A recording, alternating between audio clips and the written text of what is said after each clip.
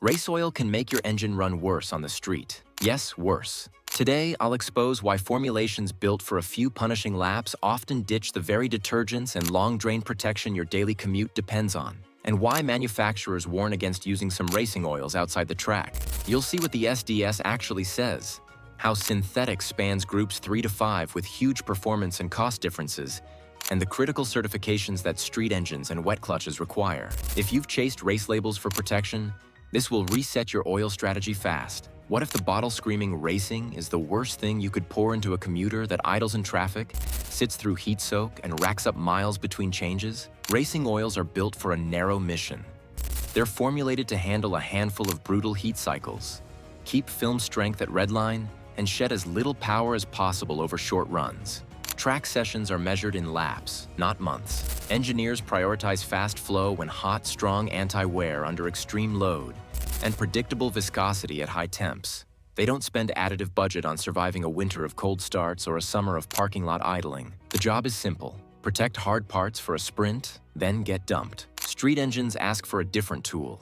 Daily service needs detergents to keep varnish at bay, dispersants to keep soot and fuel dilution suspended, corrosion inhibitors for short trips, and antioxidants to fight thickening over thousands of miles. You also need compatibility with oxygen sensors and catalytic converters that live or die based on what the oil leaves behind. Here's the trade-off that bites people. Many race blends cut detergent and dispersant levels to make room for aggressive anti-wear chemistry like high ZDDP.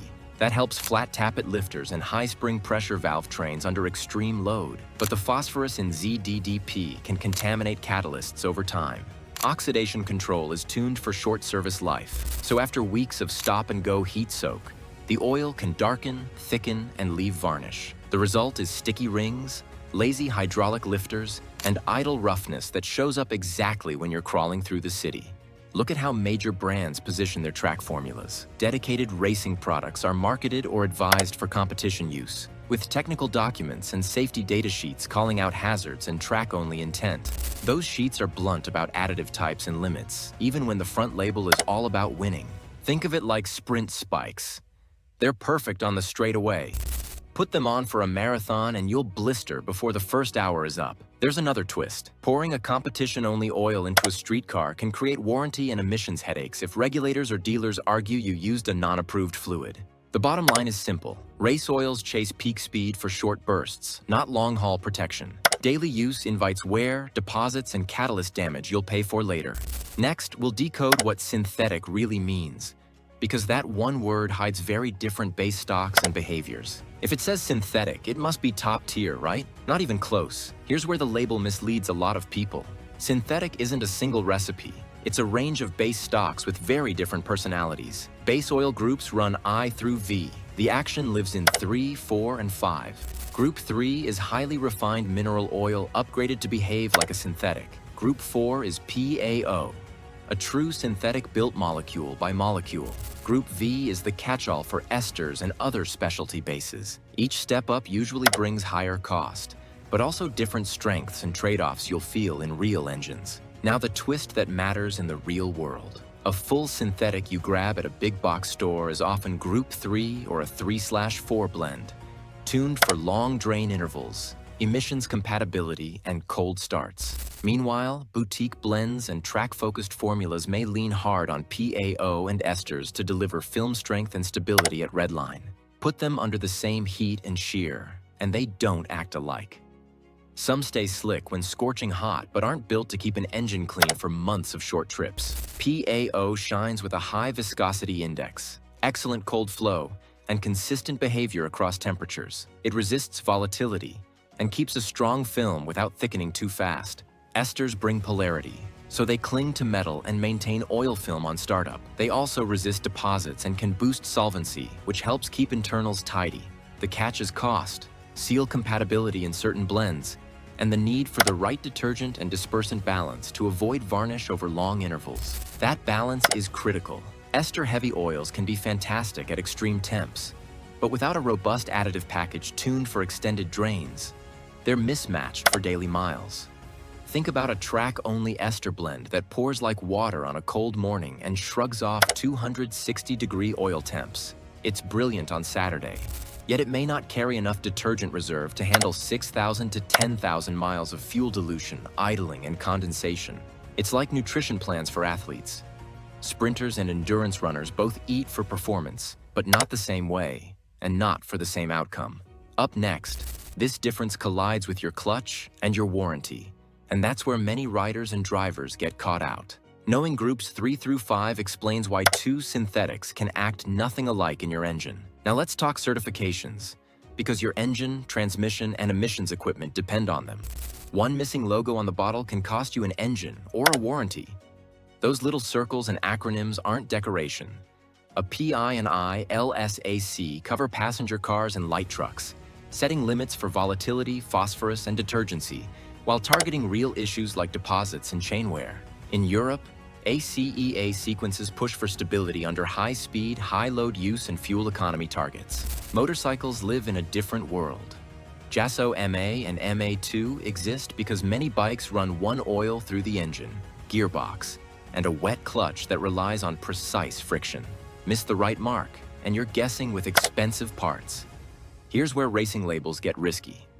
Many competition oils skip certifications by design. They may use chemistry that boosts short-term power or wear control, but sidesteps friction and emissions requirements. Without the right friction profile, a motorcycle clutch can slip. With higher phosphorus, a car's catalytic converter can slowly lose efficiency.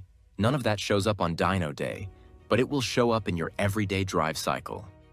If you ride, JASO MA or MA2 isn't optional. That rating confirms the oil met wet clutch friction tests and won't glaze plates under load shifts. For cars, API SP and ILSAC GF6 target low-speed pre-ignition in turbo engines, protect timing chains from abrasive soot, and limit additives that poison oxygen sensors in cats. These aren't abstract lab goals. They're tied to problems that strand people and trigger check engine lights. Manufacturers of motorcycle oils point out that a proper bike formulation has to protect both the engine and a loaded gearbox while keeping the clutch engaged. Automotive oils, optimized for fuel economy, often use friction modifiers that are great for cars but wrong for a wet clutch. That's why riders who pour in an automotive synthetic racing oil can feel the clutch slipping within days, then see it disappear after a change to a JASO MA2 oil. There's a legal layer too. If a failure occurs and the oil doesn't meet the spec your manual lists, API, ILSAC, ACEA, or JASO, you've handed the dealer an easy reason to deny coverage. Using a track-only blend on public roads can also raise emissions compliance issues if the chemistry harms the catalyst over time. Want to see how brands say the quiet part out loud? The SDS spells out hazards and intended use. And that matters when you drive every day. Certifications align oil chemistry with your engine's hardware and the laws it must meet. Skip them and you're rolling the dice. Let's open the SDS and see what's actually inside those track-only bottles. The most honest part of a racing oil label isn't the front. It's the safety data sheet. An SDS is the legally required manual for what's inside a product, how it can harm you or equipment, and where it should be used. Manufacturers must list hazardous components, disclose risk statements, and state intended applications. That means no hype, no gloss, just regulated language that tells you whether an oil belongs on the street or only at the track. Here's where the marketing veil drops. Several racing SDS documents and tech notes include cautions you won't see in ads. Track-only use, not for extended drains, and warnings about catalytic converter harm. One SDS for Mobil 1 Racing 0W30, dated July 2020, states, Mobil 1 racing oils are not recommended for street use. You'll also see zinc-based anti-wear compounds identified, zinc salts of phosphoridithioic acid, paired with GHS hazard codes like H315, H318, and H411. Those codes flag skin and eye damage risks and toxicity to aquatic life. But they also hint at the aggressive chemistry that can be bad news for emission systems over time. Racing oils are precision tools for short, brutal sessions. They chase peak power and survive heat spikes, but they don't deliver the detergent reserve, oxidation control, or emissions compatibility your commute demands. Match oil to mission. Open your owner's manual. Note the exact viscosity and spec. Then confirm API/ACEA/JASO on the label.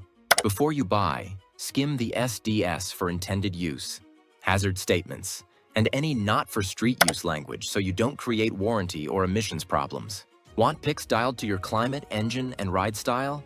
Comment your vehicle, mileage, and driving conditions. I'll tailor a shortlist that actually fits your daily reality.